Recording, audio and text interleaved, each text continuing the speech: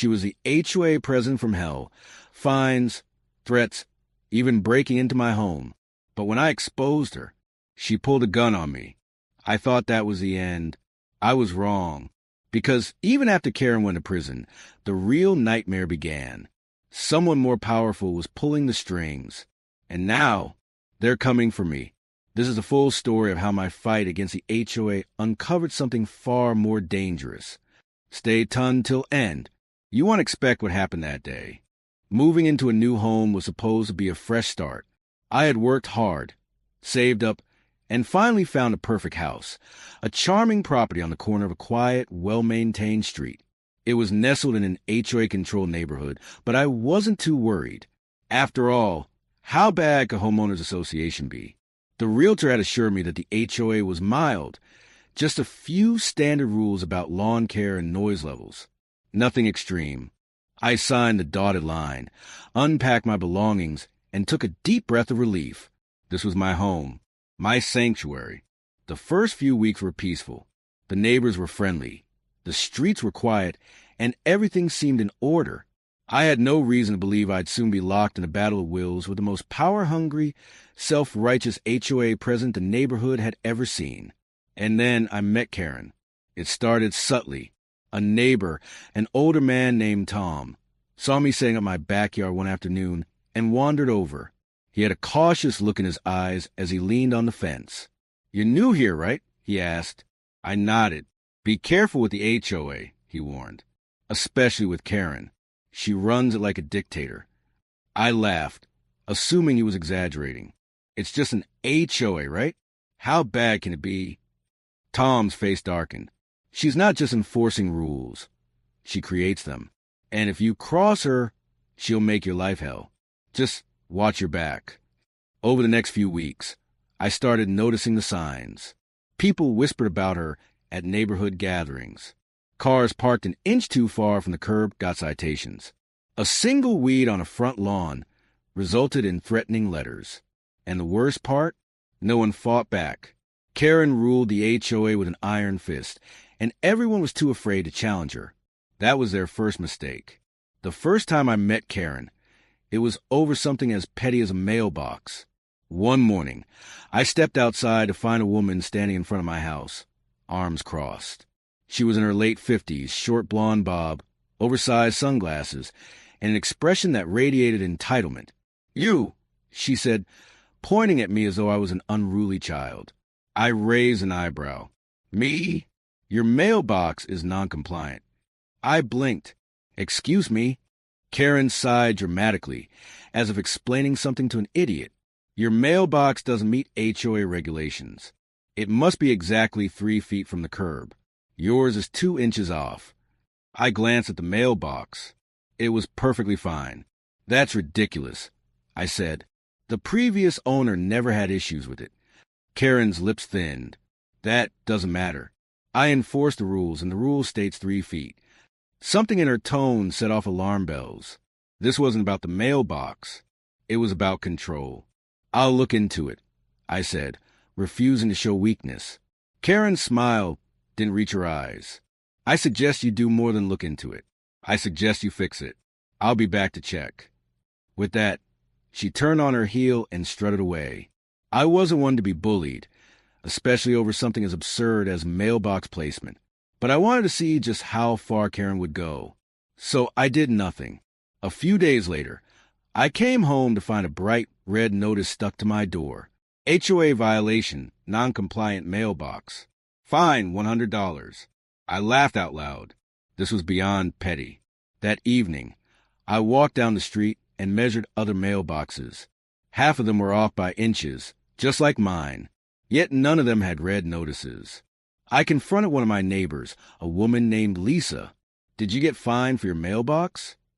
She looked nervous. "No, but I always make sure to stay on Karen's good side. And if you don't..." Lisa hesitated, then whispered, "You don't want to know?" That was it. I refused to be another resident cowering under Karen's reign. I crumpled the notice and tossed it. If she wanted to fight, she'd get one. The breaking point came one afternoon when I returned home earlier than usual. As I pulled into my driveway, I saw movement in my backyard. A shadow flitted past my fence. My heart pounded. Who the hell was back there? I stepped out of my car, quietly moving toward the gate. As I peered through the wooden slats, my blood boiled. It was Karen. She was in my backyard, clipboard in hand, scribbling notes like some kind of government inspector. I slammed the gate open. "What the hell are you doing?" Karen barely flinched. She turned, eyes hidden behind those oversized sunglasses. "Just performing a routine inspection. On my property? As HOA president, I have the right to ensure compliance." I clenched my fists. "That's trespassing." She scoffed. "It's HOA policy. I have the authority to—" "You have no authority to enter my property without permission," I snapped. "Get out. Now." Karen pursed her lips, clearly amused at being challenged. "If you refuse to cooperate, I'll have no choice but to escalate this." "Go ahead," I said. "Call the police. See how well they take to your little inspection." For the first time, Karen hesitated. I took a step closer, lowering my voice. "Leave. Now, before I make that call myself." For a long moment, neither of us moved. Then, with a huff, she stomped past me, muttering under her breath. As she disappeared down the street, I knew one thing for certain. This wasn't over. Not by a long shot. The next morning, I woke up to the sound of knocking, sharp, relentless, and impatient. I groaned, rolling out of bed and dragging myself toward the front door. As soon as I opened it, I was greeted by Karen standing on my porch, arms crossed, a smug look plastered across her face. "Good morning," she said, her tone dripping with forced politeness. "I wanted to discuss yesterday's incident." I rubbed my temples. "You mean the part where you illegally trespassed on my property?" Karen's smile tightened. "I was conducting a necessary compliance check. As HOA president, I have the authority." "You keep saying that, but the law doesn't agree with you." I cut in. Karen let out a long, exaggerated sigh. "You are new here, so I understand that you might not fully grasp how our community functions." I laughed. "Oh, I grasp it just fine. You make up rules as you go and expect everyone to bow down. Sorry, but I don't do dictatorships." Karen's face twitched. For a moment, I saw something darker flash behind her eyes. "You're making a mistake," she said, voice low and cold. "People who go against me don't tend to last very long here." I folded my arms. "Are you threatening me?" Karen chuckled, stepping closer. "Just giving you some friendly advice." Before I could respond, she turned on her heel and strutted away. I should have known then. She wasn't done. Not even close.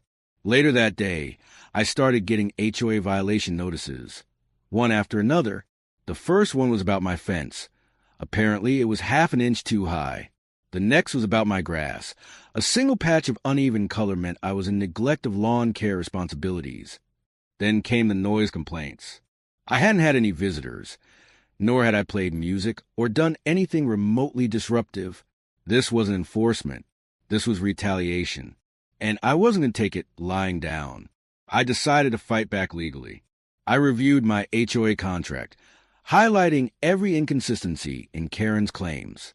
Then I compiled evidence, photos, timestamps, and even neighbor statements confirming Karen's selective rule enforcement. Then I did the one thing Karen never expected. I filed a formal complaint against her with the HOA board. The next day, I saw Karen watching from her porch, arms folded, lips pursed. She knew exactly what I had done, and she was furious. The following evening, I found something strange in my mailbox, a handwritten letter and signed, but obviously from Karen. It read, "You're making enemies. This isn't just about you. Keep pushing and you'll regret it." I snorted. Really? A mafia-style threat letter? But things didn't stop there. Over the next few days, trash cans mysteriously got knocked over in front of my house. My car tires were deflated overnight, not slashed, but enough to be annoying. Strange complaints were filed in my name to the HOA. Kara was playing dirty.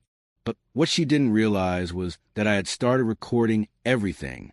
I installed a security camera facing my front yard, and within 3 days, it caught exactly what I needed. At 3:47 a.m., a shadowy figure, Karen, was seen messing with my trash cans. At 4:12 a.m., she was hovering near my car. I smirked. Gotcha. Armed with evidence, I waited for the perfect moment to strike. I decided to confront her in front of the HOA board. At the next meeting, I walked in confidently, holding up printed photos and timestamps from my security footage. Karen was already seated at the head of the table, that same self-important smirk on her face. Before we start, I said, I'd like to present a case of HOA misconduct. The room went silent. I stepped forward, placing the photos on the table. This, I continued, pointing to the images, is footage of our beloved HOA president trespassing on my property, tampering with my trash, and vandalizing my car. Karen's face drained of color. The board members leaned in, whispering to each other. For the first time, Karen looked genuinely unsettled. I'd like to formally request a review of her behavior, I added. Since the HOA is so committed to upholding rules, surely this level of misconduct warrants consequences. Karen's jaw tightened. This is a setup. This person is trying to smear my reputation. But she saw it. The doubt creeping into the board member's eyes. Her power was slipping, and she knew it. That night, I felt a chill in the air.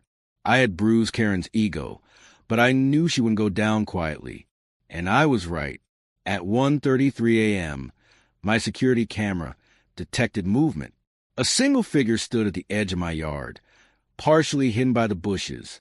Karen, she wasn't doing anything, just standing there, watching. A slow, deliberate stance. It sent a shiver down my spine. She stood there for nearly 10 minutes before turning and vanishing into the night. I exhaled, stepping away from the window. This wasn't over. In fact, it was only just beginning. The following morning, I woke up feeling uneasy. After seeing Karen standing outside my yard in the dead of night, I knew she was reaching her breaking point. But instead of backing down, I did the one thing she never expected. I acted like nothing had happened. When I walked outside, I made eye contact with her as she stood on her porch. I raised my coffee mug, gave her a casual nod, and turned away. That small gesture infuriated her. Within an hour, I received 3 more HOA violation notices. My garden hose wasn't coiled properly. My front door color was suddenly non-compliant. My house numbers weren't in an approved font. I crumpled them up and tossed them in the trash. Karen wasn't playing by the rules anymore. She was throwing a tantrum, and it was only going to get worse. That evening, I went out to check my security footage again. Something told me Karen wouldn't stop at petty fines. And I was right. At 2:47 a.m., my camera caught a figure sneaking onto my property. This time, she wasn't just lurking. She was planting something. My stomach dropped. I grabbed a flashlight and headed outside. I scanned the bushes near my fence, my driveway, my yard, until my eyes landed on a small plastic bag hidden behind a rock. I picked it up, unzipped it, and felt a surge of rage. Inside were empty beer bottles, cigarette butts, and a used spray paint can. It was a setup. She wanted to frame me for vandalism or violating HOA ordinances. I gritted my teeth. Karen was desperate.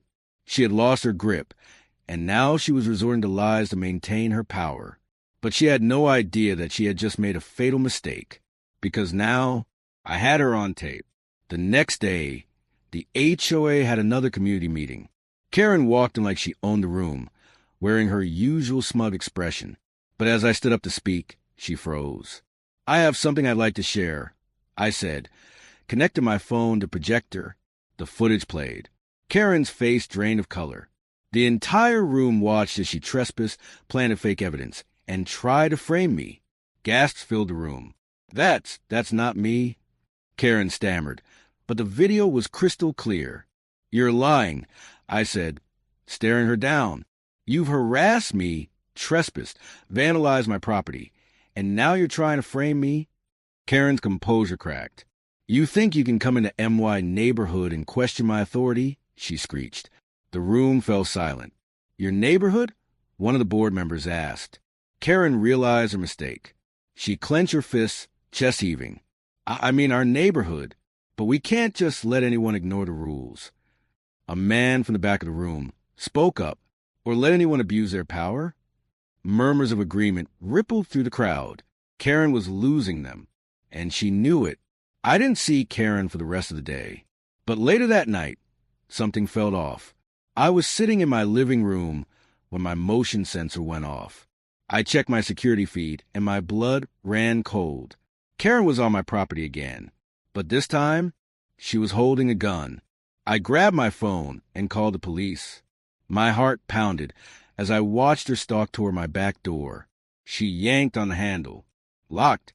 She circled around the front, trying the windows. Also locked. She paced for a moment, gripping the gun, muttering under her breath. Then she turned and pointed the gun directly at my camera. The feed cut out. My breath caught in my throat. Seconds later, bang. A gunshot shattered my front window. I ducked behind the couch, adrenaline surging. She had lost her mind. The distant sound of sirens pierced the night. Karen took one look at the flashing blue lights approaching my street and ran. But she wasn't fast enough. The moment she stepped off my property, officers tackled her to the ground. She shrieked, kicking, screaming, "You can't do this. I'm the HOA president." But no one was listening anymore. The next morning, the neighborhood was buzzing. Karen had been arrested for trespassing, vandalism, and discharging a firearm in a residential area. Her reign over the HOA was officially over. The board held an emergency meeting and unanimously voted to remove her from her position. Residents were finally speaking up, sharing years of mistreatment under Karen's rule. I stood on my porch, watching as police officers hauled away Karen's belongings from the HOA office. Tom, my elderly neighbor, walked over. "You really did it," he said with a chuckle. "Took down the wicked witch." I grinned. She did it to herself. Tom nodded. This neighborhood needed someone to stand up to her. Glad it was you. As I looked around, I realized something. For the first time since moving here, the neighborhood felt peaceful. Karen was gone, and I was finally, truly, home. The morning after Karen's dramatic arrest, the neighborhood was buzzing. For the first time, people weren't avoiding eye contact or keeping their heads down. They were talking, sharing their experiences, and, most importantly, realizing just how much control Karen had over them. I took a deep breath, stepping onto my porch. My shattered window was still boarded up, a stark reminder of how far Karen had gone to keep her grip on power. "Good riddance," a voice muttered behind me. I turned to see Tom, my elderly neighbor, watching the street with a smirk. "She had it coming," he added, nodding toward the now empty HOA office. "People are finally waking up." Across the street, a small group of HOA board members stood outside, whispering among themselves. They looked worried. That's when I realized Karen may have been removed, but her influence wasn't gone. Not yet. Later that evening, the HOA held an emergency town hall meeting. The usual tension was gone. No Karen standing at the front, no smug smile, no iron-fisted rule. But something else loomed in the air. The vice president of the HOA, Mark Harris, stepped up. He was an older man, always seen with Karen, but he had never been as openly aggressive as she was. "We want to reassure the community that the HOA will continue to function," Mark said, his voice measured. "Despite recent events, we will maintain order and uphold the neighborhood standards." I narrowed my eyes. Maintain order? Something about the way he said it didn't sit right. Then, someone from the crowd spoke up. "So, what happens to the fines Karen handed out unfairly?" Mark hesitated. "We will review them." "What about the people Karen harassed?"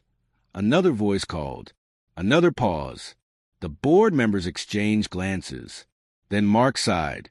"Listen, we understand that Karen's actions were extreme, but let's not pretend the HOA doesn't serve an important purpose. We must be careful not to throw everything away in an emotional overreaction." I clenched my jaw. This wasn't about fixing the HOA. This was about damage control. The next few days were strange. People were talking, but there was still hesitation. It became clear that some members of the HOA board had been working with Karen all along. And worse, They still wanted to hold on to power. The first sign was when the fines weren't revoked. I got another notice in the mail, this time stating that while Karen's actions were being reviewed, the HOA hadn't officially overturned any penalties. Unbelievable, I muttered, gripping the paper. Then came the whispers. I overheard neighbors talking in hushed voices, mentioning how certain people were still afraid to speak out. Some even believed Karen wasn't really gone. That's when I realized this fight wasn't over. One evening, as I was heading inside, my phone buzzed. An unknown number. I hesitated before answering. Hello? Silence. Then a slow, rasping breath. My grip tightened on the phone. Who is this? A chuckle. Low, chilling. Familiar. Did you really think this was over? My stomach dropped.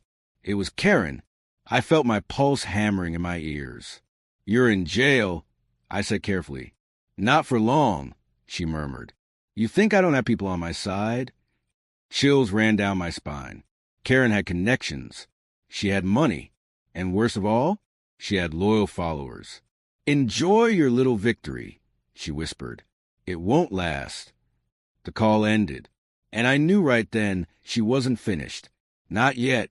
The very next morning, things escalated. Someone broke into my backyard. I woke up to find my fence spray painted with the words, "Traitor." I clenched my fists. This wasn't just about Karen anymore. This was personal. Then I saw something even worse. A letter tucked under my door. Inside was a photo of me taken from somewhere nearby. No message, just a picture. Someone was watching me. And now, the real battle was about to begin. The morning after finding the threatening photo, I knew one thing for sure. Karen's allies were still watching. The HOA board, still led by Mark Harris, had refused to revoke the unjust fines Karen had issued before her arrest. They were trying to hold on to whatever power they had left. But now, they had escalated into intimidation. I didn't call the cops this time. I needed to expose them fully. Instead, I installed more cameras. Hidden ones. And within 48 hours, they caught exactly what I needed. At 2:13 a.m., my motion sensor went off. A hooded figure crept onto my porch, crouching near my mailbox. They were planting another fake violation notice.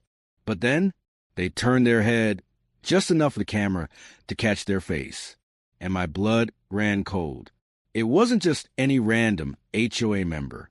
It was Mark Harris himself. The next morning, I made my move. I gathered all the footage, Karen's old crimes, the threats, the vandalism, and now, Mark's direct involvement. Then, I did the one thing they never expected. I called for a neighborhood meeting. This time, the room was packed. The air was thick with tension. Everyone wanted answers. Mark walked in, his face carefully neutral, but I saw the slight tension in his jaw. He knew. I stepped forward. I think it's time we finally discuss what's been happening in this neighborhood. I tapped my phone, and the first video played. Karen, trespassing, framing me. Gasps filled the room. Then the second video. Karen's phone call from jail. You think I don't have people on my side? Murmurs turned outrage. And then, the final clip. Mark, at my house, planting violations. Dead silence.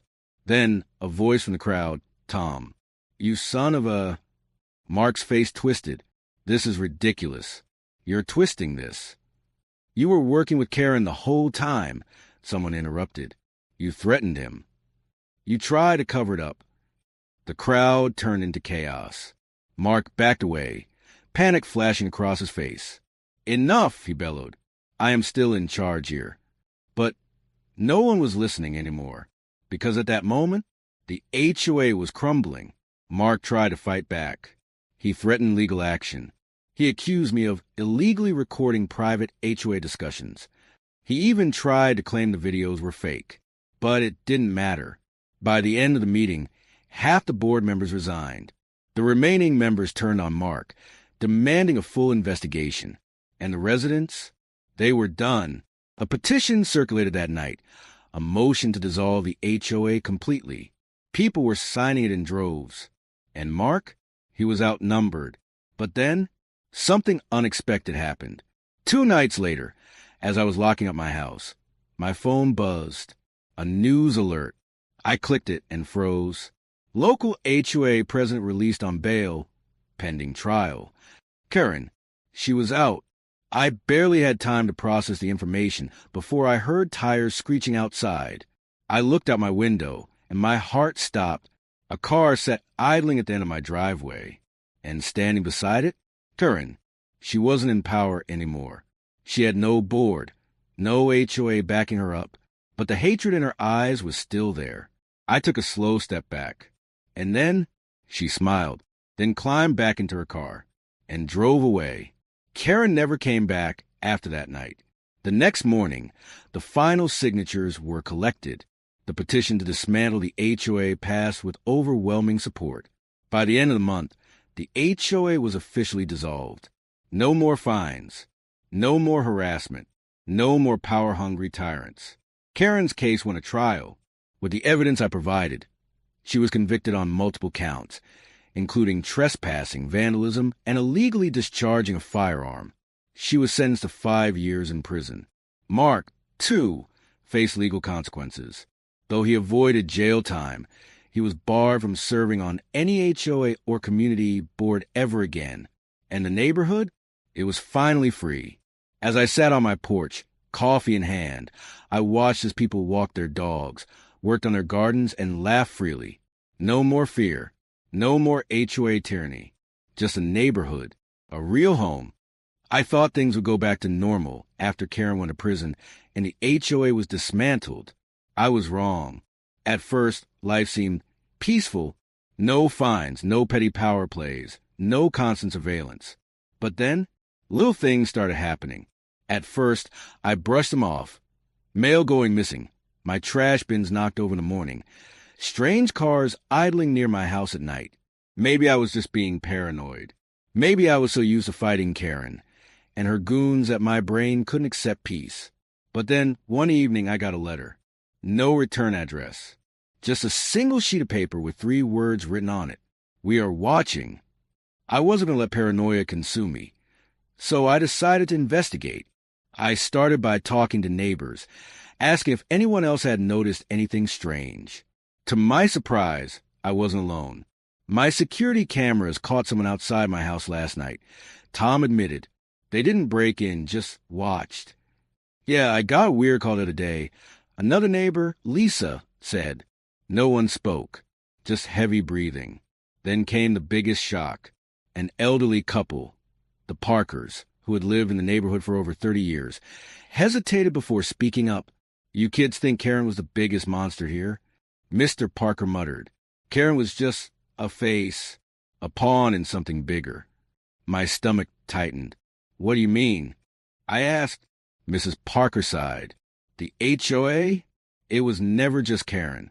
There's a reason they were so powerful. There were people behind her, ones who never wanted their faces known. I felt a cold chill crawl up my spine. Karen was just the tip of the iceberg. I started digging into the HOA's financial records, ones that were left behind after the dissolution. What I found was terrifying. Multiple large deposits had been made into the HOA's account over the years, not from member fees, but from private investors. Someone outside the neighborhood had been funding the HOA's operations, and worse, some of those deposits were recent, even after Karen's arrest, which meant whoever backed the HOA wasn't done. A week after uncovering the financial records, I got home late one night. I walked up my porch steps and immediately felt it. Something was off. I unlocked the door, stepped inside, and the lights were on. I never left them on. A voice behind me sent a chill through my spine. You should have let it go. I spun around. A man in a dark suit stood in my living room, his posture casual, but his eyes cold. Who are you? I demanded, keeping my voice steady. He smiled, but it didn't reach his eyes. Someone who doesn't like troublemakers. My fists clenched. You were part of the HOA. He chuckled. Karen was a fool. She got too greedy, too reckless. But you, his expression hardened. You're a problem. I took a slow step back. What do you want? His smile faded. A warning, he said. You won. You got your little victory. But if you keep digging, you won't like what happens next. Then, without another word, he walked past me and out the door. I stood there, heart pounding. This wasn't over. Not even close. I had two options. Walk away and pretend none of this happened. Keep digging and risk whatever came next. But deep down, I already knew my answer. I wasn't the type to back down. The HOA was gone, but the real threat was still out there. Who had funded them? Who was still pulling the strings? And how far would they go to bury the truth? As I stared out my window, I saw a black car parked down the street. It wasn't a coincidence. I took a deep breath, grabbed my phone, and made a call. Hey, Tom, I think we need to talk. Because this was just the beginning.